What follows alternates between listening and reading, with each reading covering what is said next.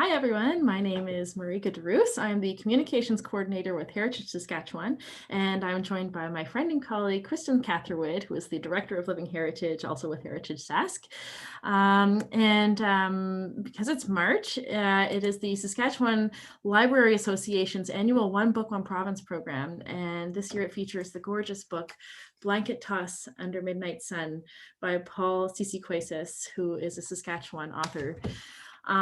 So for a recent blog post, Kristin and I both read the book and discuss a few takeaways. And right now we're going to go over a few of our favorite photographs.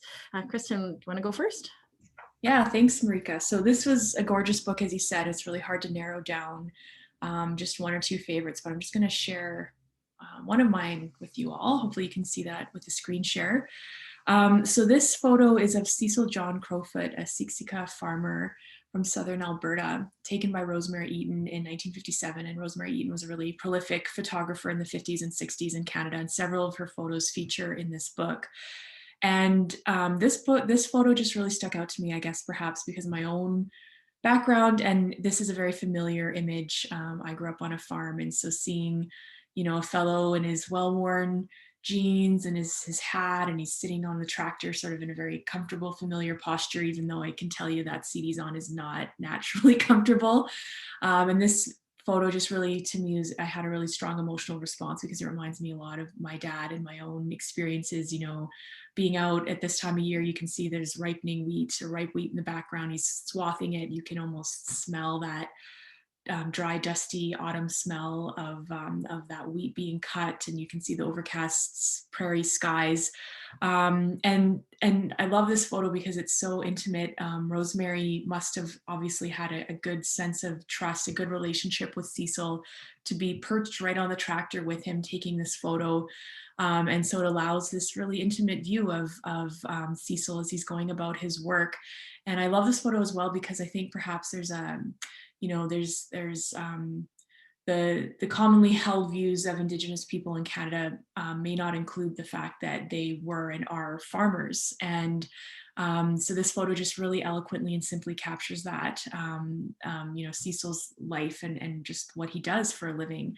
And like I said, I connected personally with it. And this photo is an example of so many photos in the books where you're seeing people just in their everyday lives, very simply portrayed, and yet it brings out the richness of detail of everyday life and the diversity of lived experiences of Indigenous people in Canada. So that's what I really love about the book in general, and this photograph in particular. So Marieke, what photos really stuck out to you?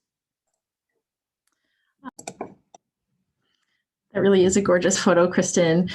Interesting that you chose something that you resonated with, because I also chose a photo that I personally found a connection with.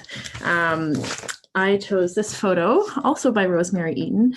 It is of Inuk artist Kenojak Ashevak. It's taken in 1960 in Cape Dorset. I appreciated that Paul Seesequasis chose to highlight work from a small batch of photographers. And in the case of Rosemary Eaton, we really get to know her and the people and the landscapes that she captures. And we're invited into her world, which is a place and time that is otherwise impossible to access. So for this reason, the image of Kenojak Ashevak really struck a chord with me because I see myself in her. And it is through the similarities I draw between myself and this woman that I see our differences and become acquainted with the nuances of her life and culture. So really, ultimately, that embodies why this book is a success. It celebrates Indigenous lives in the early to mid 20th century and offers an authentic glimpse into what life was like there. Thanks, Marieke. I really enjoyed this experience of reading the book with you, and I encourage all of you watching to go out and get your hands on it, whether you buy it from your bookstore or take it out from the library, access it online. It's a beautiful book and a really good example of this movement of reclamation of Indigenous heritage, and an example of how dynamic living heritage is in our daily lives, and how it can be so well captured through photography. So check out our blog post at www.heritagesas.ca for a little bit more information about Blanket Toss Under Midnight Sun by Paul Seesequasis.